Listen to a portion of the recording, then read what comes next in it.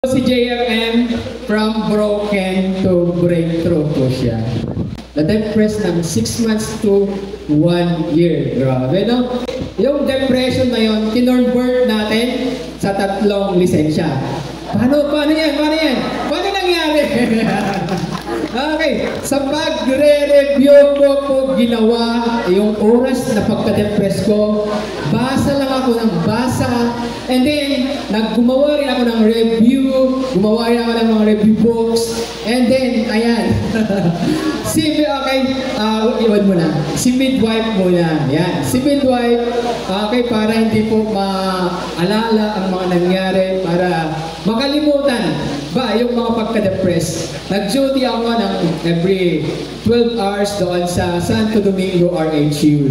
Okay? Doon ko po yung mga puyat na marami, puyat na ganyan, pagod puyat, nandyan. So, meron akong 20 cases. Ayan. Sayang, hindi po ako nag-top dyan. Regional top 1 po ako dyan. Okay? Nag-uniting po ako sa UNP, and then natapos ko yung uniting, nag-take na po ako ng LPT, and naka-80 naman tayo dyan. At sa yung civil service, mataas din yung civil service natin. Okay, thank you. So, doon tayo sa, ayan, Cebu.